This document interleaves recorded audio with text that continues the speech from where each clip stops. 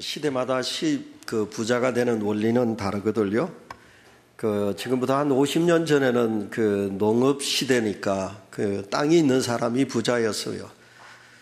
저희 집도 땅이 좀 많았는데, 그러나 그때는 그게 크게 부자가 아닌데, 지금 생각해 보면 부자가 아닌데, 그러나 그때는 부자 소리를 들었어요.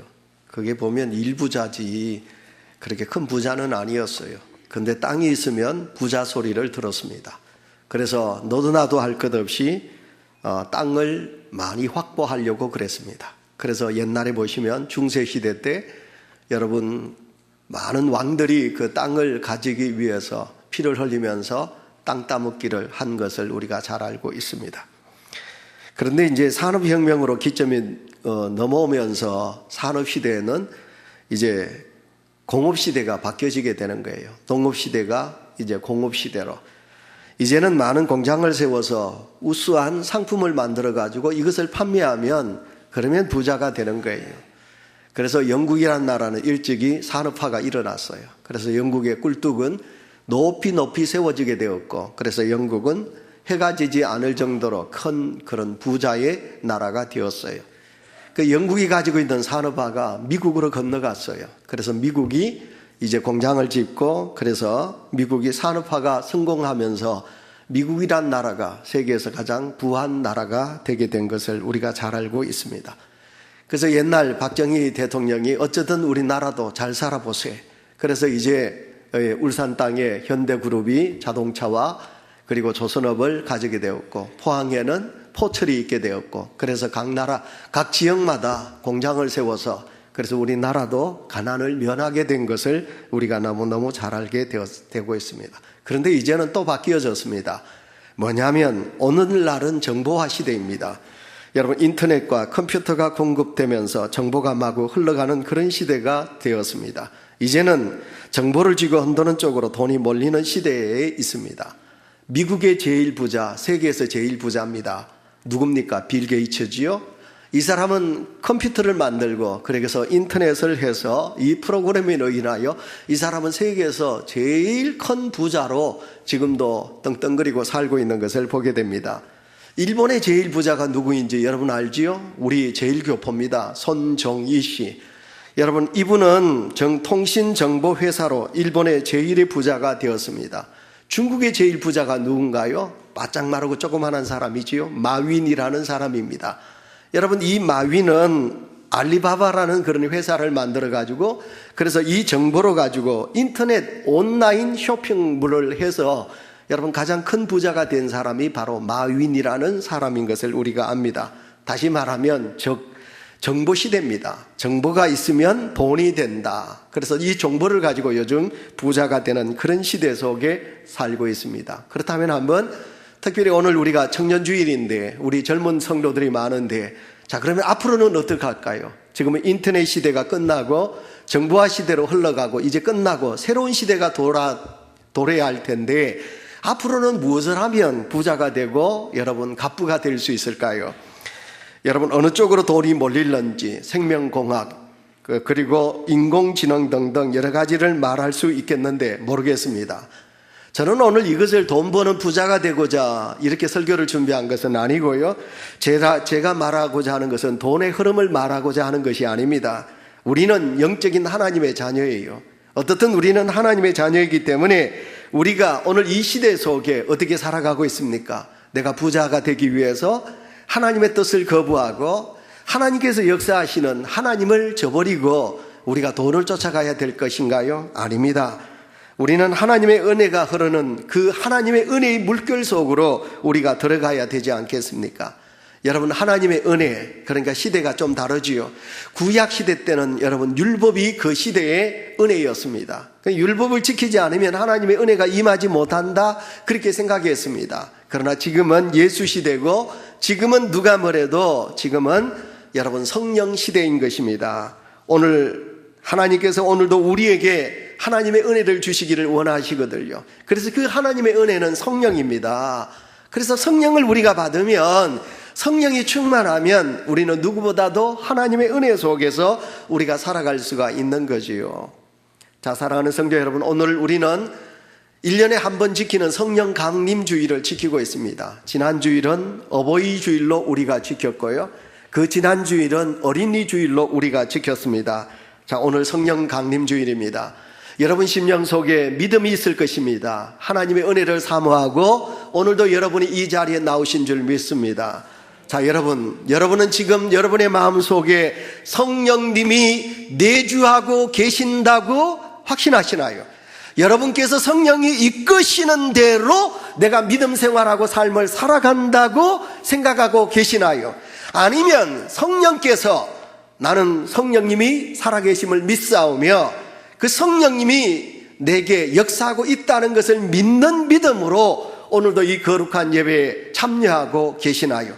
아니면 여러분들 중에 도대체 성령이 뭐야? 오늘 왜 성령 강림 주일인데 도대체 성령이 뭐란 말이냐? 이렇게 어떤 신앙적인 좀 우리가 나쁘게 말하면 무식하게 도대체 신은 성령이 뭐란 말이냐 이렇게 생각하고 오늘도 이 자리에 계시는 성도가 있으신가요? 오늘 저는 성령 강림 주일을 말씀하여서 지금은 성령 시대입니다. 이것을 말하기 위해서 제가 오늘 농업사회, 그 다음에 공업사회, 그리고 또한 또 정보시대에 대한 말씀을 여러분에게 서론적으로 말씀을 드렸습니다. 누가 뭐래도 성령 시대를 여신 분은 예수님인 줄 믿습니다. 자, 오늘 먼저 생각해 볼 수 있는 말씀은 첫째입니다. 우리 주님께서 이제 십자가에 달려 죽으시고 3일 만에 부활하시고 이제 하늘나라로 성천하십니다. 이제 예수님이 떠나신 거예요. 제자들에게 떠나는 거예요. 근데 예수 그리스도의 떠나심은 더 제자들에게 강한 임재를 나타내시기 위한 준비 과정이라는 것을 먼저 여러분에게 말씀을 드리고자 합니다. 사랑하는 성도 여러분, 제자들은 지금까지 주님과 함께 동거동락했어요. 주님이 그들과 늘 함께 하였어요. 꼭 예수님을 부모같이 생각했어요. 그래서 주님이 있어서 그들은 늘 행복했어요.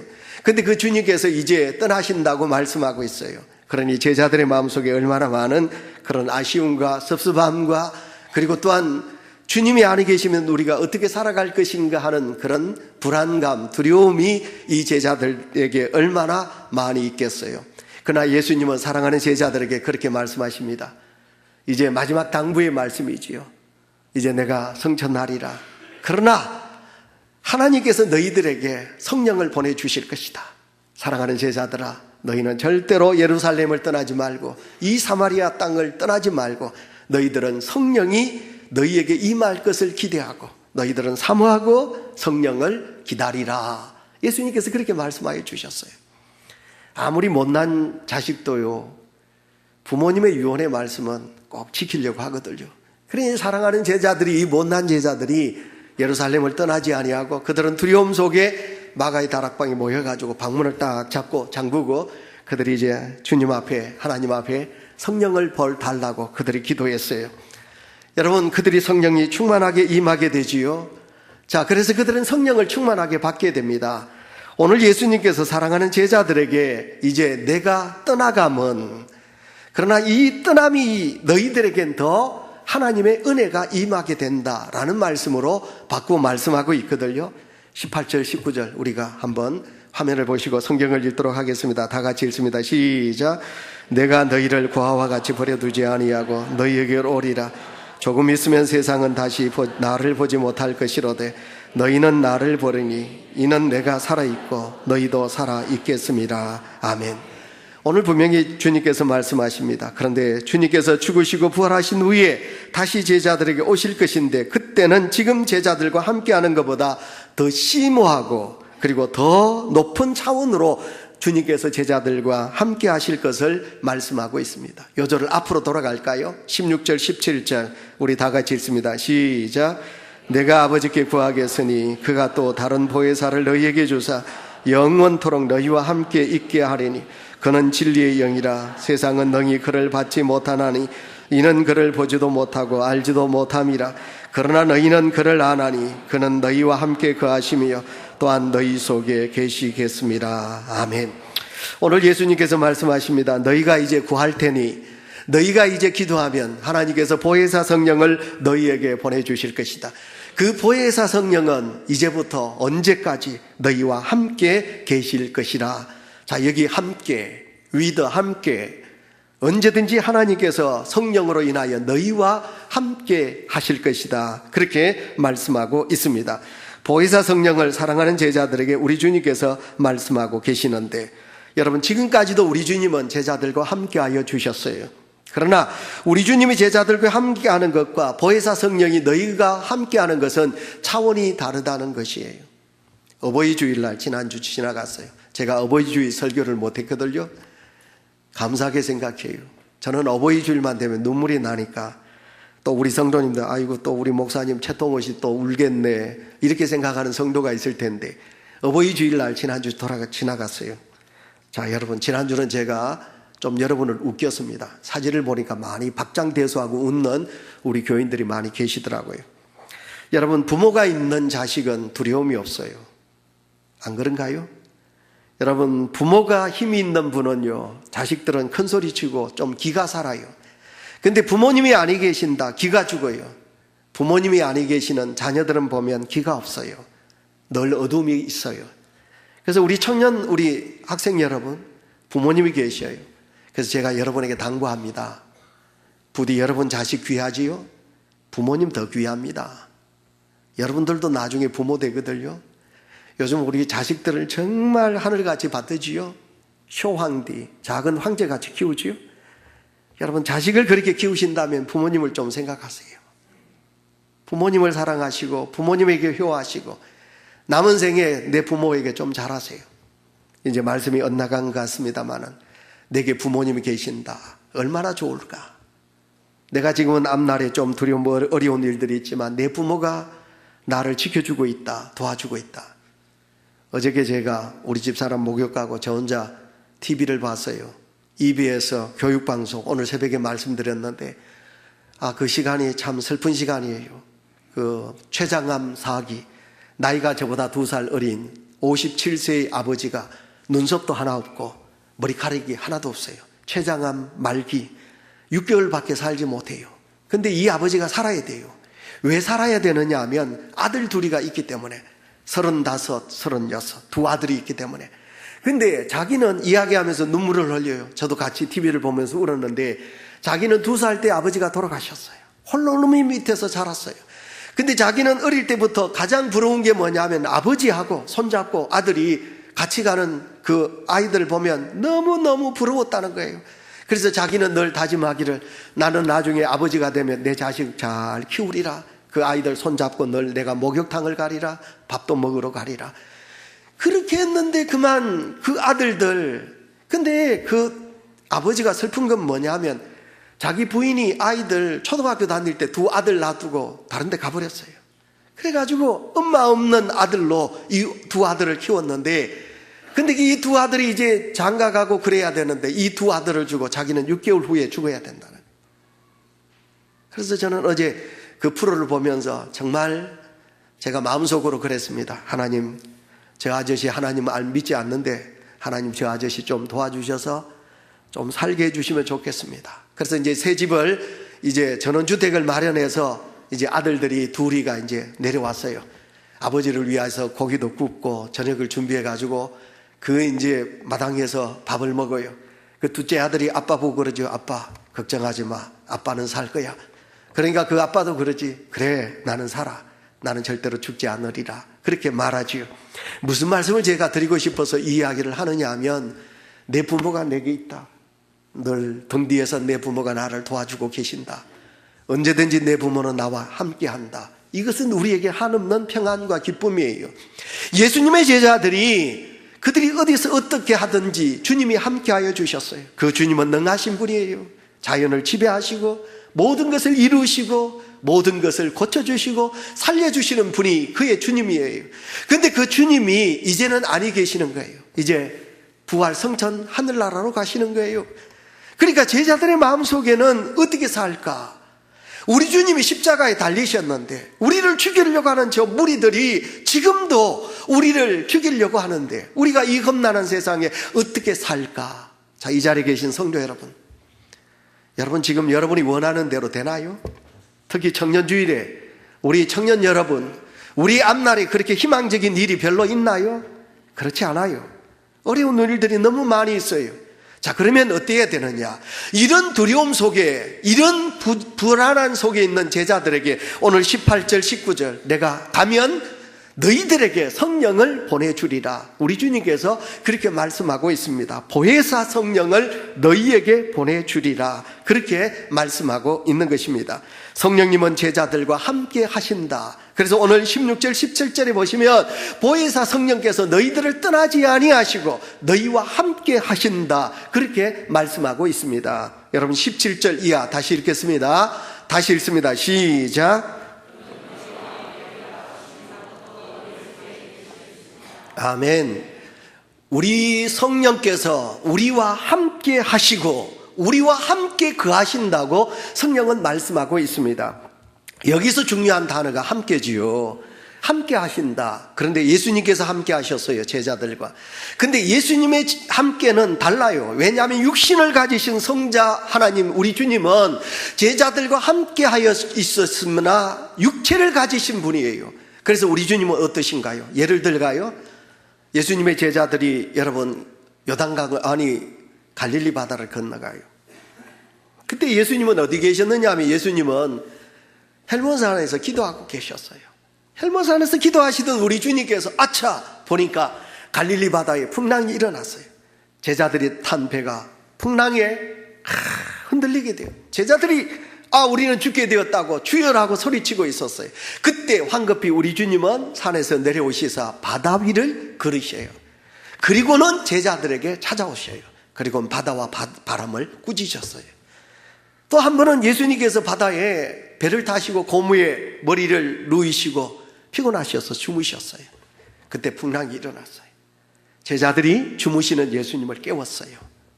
자, 여러분, 예수님께서 제자들과 함께 하셨지만 예수님은 육체를 가지신 분이시기 때문에, 인성을 가지신 분이기 때문에 한정되어요. 있는 자리가 산 위에 계셨고 또 주무시고 제자들이 깨워야 되고.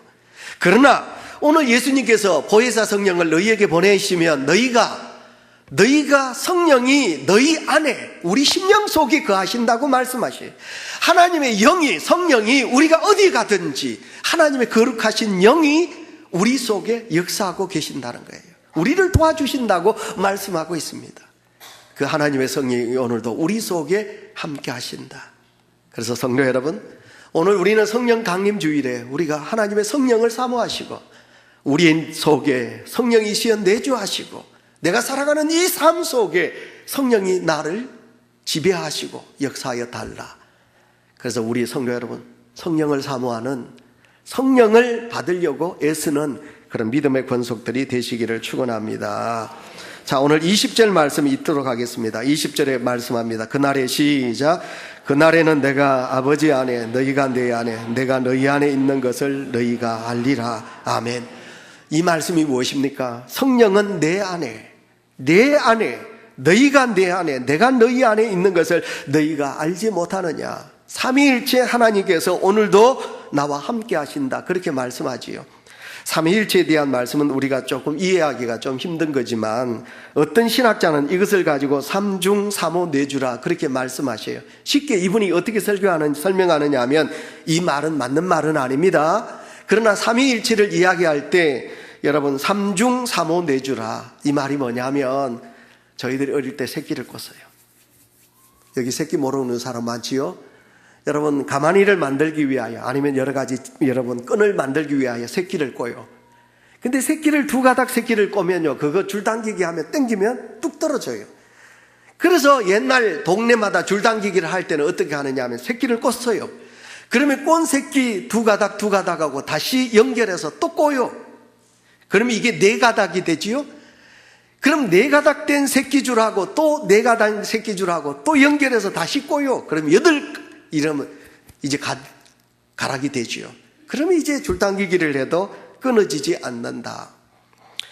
그러니까 하나님이 우리와 함께 하시는데 성부, 성자, 성령 하나님이 삼중 삼오 내주를 하시니 더욱더 어떻게 되느냐, 강한 하나님의 역사가 내게 임하게 된다. 어떤 신학자가 그렇게 해석을 하기도 합니다. 그래서 주님은 제자들에게 떠나감이 아니라 더 유익이라고 우리에게 설명하고 있는 것입니다. 그래서 요한복음 16장 77절 말씀 우리가 읽도록 하겠습니다. 다 같이 읽습니다. 시작. 그러나 내가 너희에게 실상을 말하노니 내가 떠나는 것이 너희에게 유익이라. 아멘. 그래서 오늘 사랑하는 제자들에게 주님께서 말씀합니다. 내가 너희들에게 실상은 너희를 떠남이 너희들에게 슬픔이지만 그러나 내가 떠나는 것이 너희가 성령을 받아 능력을 받는 것이니 너희들이 내가 떠나는 것이 너희들에겐 유익이라 우리 주님께서 말씀하여 주셨어요. 우리 주님 떠나셨잖아요. 근데 제자들이 마가의 다락방에서 기도했지요. 성령이 불같이 임했어요. 성령을 충만하니까 예수님의 제자들이 어떻게 했어요? 두려움이 사라졌어요. 그래, 내가 주님을 위하여 죽어도 좋다. 내가 십자가를 치리라. 그리고 그들이 문을 박차고 나갔어요. 그리고 어땠습니까? 나가서 예루살렘 거리에서 말씀을 선포하는 거예요. 여봐라, 모여라. 너희들이 죽인 예수 그리스도는 하나님께서 이 땅에 보내신 하나님의 아들 그리스도이시다. 너희가 죽인 예수 그리스도는 3일 만에 다시 부활하셨다. 이 백성들아, 회개하고 예수 그리스도를 믿어라. 베드로와 사랑하는 제자들이 설교했어요. 그랬더니 어땠습니까? 3,000명, 5,000명. 여러분, 성령 강림하시는 날 사랑하는 제자들의 성령 충만으로 인하여 이 땅에 교회가 일어나게 된 줄 믿습니다. 교회가 세워졌어요. 이와 같이 우리 주님께서 말씀하셔요. 실상은 너희에게 말하노니 내가 너희들에게 있는 것보다 떠나는 것이 너희에게 유익이라. 자, 사랑하는 성도 여러분, 그 떠남으로 인하여 그들은 주님을 사모하듯이 그들은 성령을 사모했어요. 그래서 성령이 그들에게 충만히 임하게 된 줄 믿습니다. 오늘도 이 어려운 시대를 살아가는 사랑하는 성도 여러분, 우리가 성령을 사모하시고 제자들이 받은 성령, 그 성령의 은혜가 우리 속에 있으셔야 됩니다. 두 번째, 오늘 주신 말씀이 뭐냐면, 그러면 보혜사 성령이란 무엇인가? 여러분, 보혜사 성령이라는 것은 위로자입니다. 여러분, 위로자, 상담자, 도움을 주는 도우미, 구원자, 변호인, 동지, 노련한 친구, 이런 뜻을 가지고 있습니다. 여러분, 보혜사 그러니까 조금 있으면 내일 모레 석탄일인데 절 이름인가? 중삼청에 계신 우리 성도 여러분, 졸다가 갑자기 보혜사, 오늘 내가 설교는 듣기는 들었는데 목사님이 절 이야기 하시더라. 여러분, 이렇게 하시고 가시면 안 됩니다. 보혜사는 절 이름 아닙니다. 절사자, 절 이름 아닙니다. 보혜사라는 말은 여러분, 우리의 위로자가 되신다. 나의 등 뒤에서 나를 밀어주시는 나의 도우미가 되신다. 협력자, 변호인, 나의 좋은 자, 나의 친구, 이런 뜻을 보혜사라는 말은 가지고 있습니다. 자, 여러분, 오늘도 이 보혜사의 성령께서 우리 주님께서 소개하고 있습니다. 16절에 보시면 또 다른 보혜사라고 말씀하고 있습니다. 왜? 오늘 예수님은 이 보혜사 성령을 또 다른 보혜사라고 소개하고 계시나요? 예수님은 원래 보혜사십니다. 본인이 보혜사십니다. 즉 예수님이 본래 우리를 돕기 위하여 이 땅에 오신 분이시지요. 그래서 우리의 죄의 문제를 해결하여 주셨고 우리에게 구원의 역사를 이루어 주셨습니다. 근데 그 주님이 이제는 성전하시고 너희들에게 하나님께서 또 다른 영적인 도우미를 주신다. 그가 누구냐? 보혜사라. 그렇게 우리 주님께서 말씀하고 계십니다. 자, 설명을 드렸습니다. 그렇다면 보혜사 성령의 특징은 뭔가? 보혜사 성령의 특징은 우리를 도우시는 분이라, 그런 것입니다.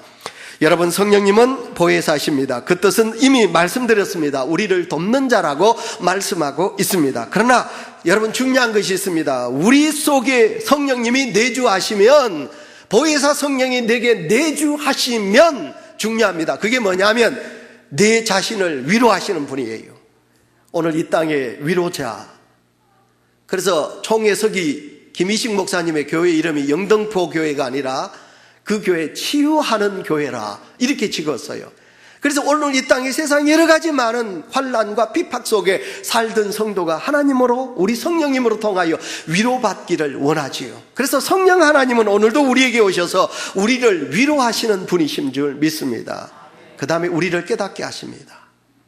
내가 어떻게 살아가는지, 내가 어떤 믿음을 가지고 있는지, 내가 어떤 죄인인지, 내가 어떤 부끄러움이 있는지 성령께서 우리를 깨닫게 하시고 또 우리를 격려하시고 우리를 도와주시는 분이라 그런 것입니다. 그런데 중요한 것이 있습니다. 뭐냐면 즉 성령님이 임재해도 나의 삶의 주체는 나라는 거예요.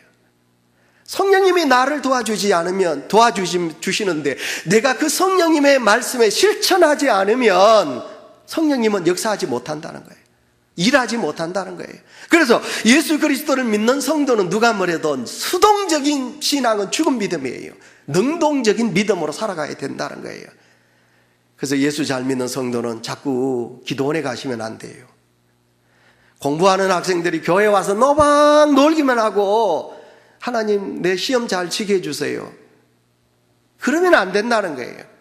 그래서 예수 그리스도를 잘 믿는 성도일수록 삶 속에 나가서 성령이 나를 도와주신다. 그러므로 나는 얼마든지 내가 성령께서 내게 역사하셔서 나를 도와주시기 때문에 내 가정에서 또 내 직장에서 내 삶 속에서 얼마든지 나는 모든 것을 할 수 있다.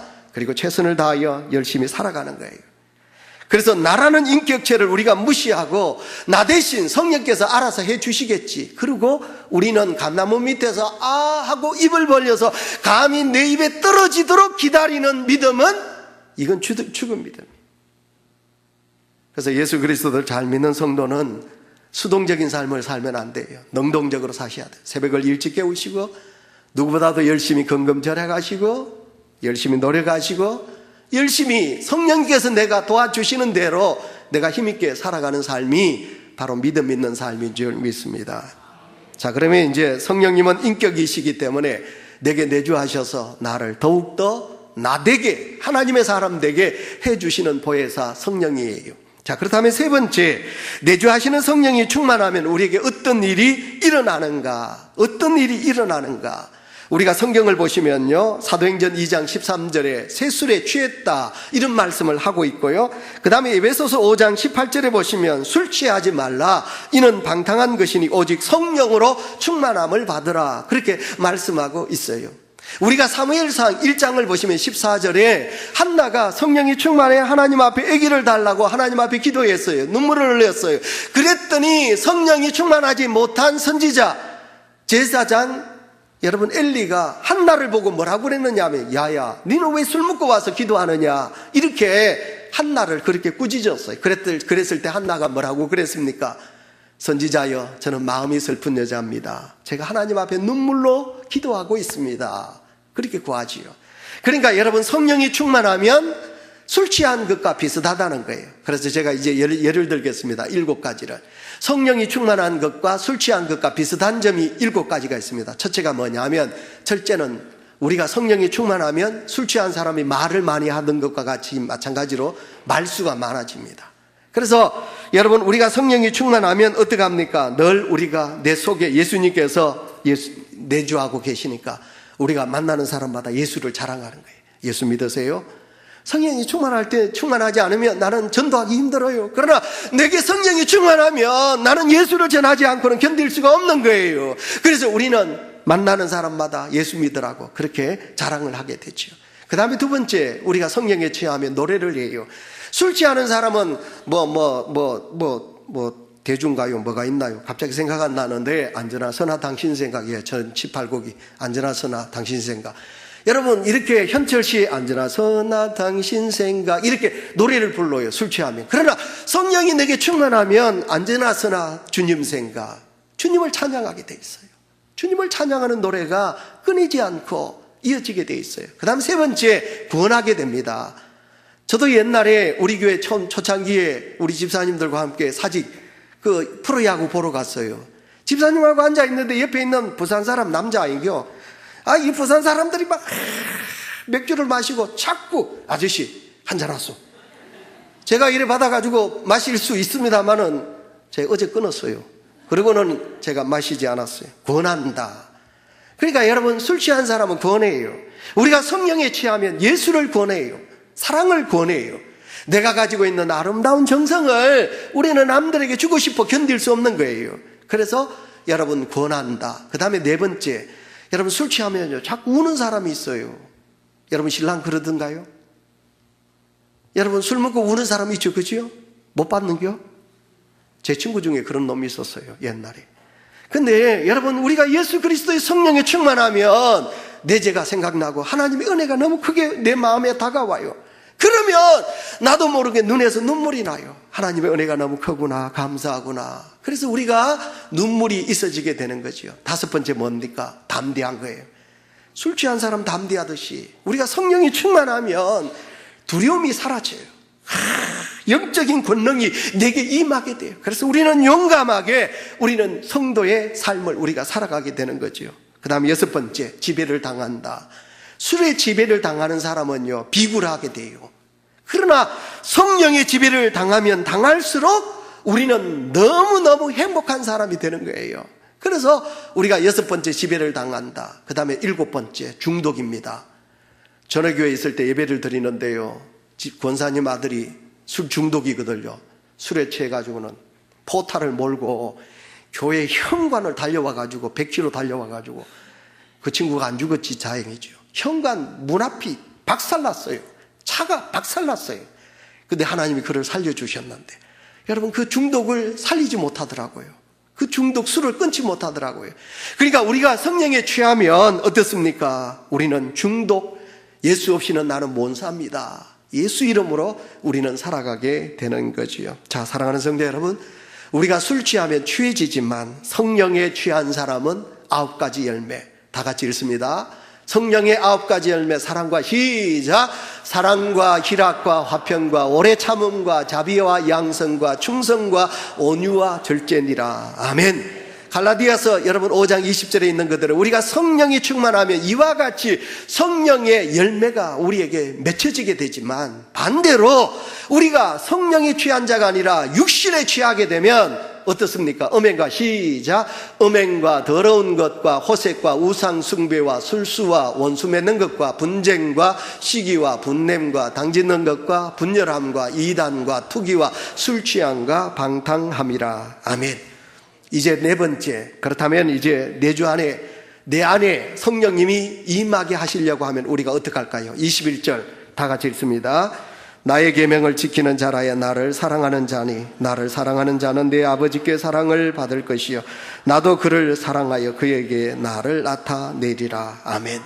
말씀의 결론입니다. 여러분, 성령 강림주일, 예수 그리스도를 믿는 성도, 성령이 충만해야 되지 않겠습니까? 자, 우리가 성령이 충만하기 위해서는 여러분 답이 있습니다. 그것은 주님을 사랑하는 것입니다. 주님을 사랑하는 것입니다. 주님을 사랑하는 거예요. 여러분, 우리가 주님을 사랑하면 내 속에 성령이 임하여요. 근데 여러분, 옛날 그 젊은 세대들이 연애할 때, 아이고 자야를 사랑해, 아이고 자야 안전하서야 자야 생각, 자면서도 자야 안 지나서나 제약이 생각. 그래, 잠을 자도 아이고 우리 제약씨 그런 거죠. 그죠? 예수 그리스도를 믿는 성도가 주님을 사랑해. 그래서 우리가 언제나 내 마음속에 주님, 주여 그 주님을 사랑하는 거예요. 그 다음에 한 가지가 더 있습니다. 순종입니다. 주께서 말씀하신 대로 우리가 순종하면, 우리 주님께서 말씀하신 대로 우리가 믿고 나가면, 순종하고 나가면 우리에게 성령이 임하게 될 줄 믿습니다. 하나님 아버지.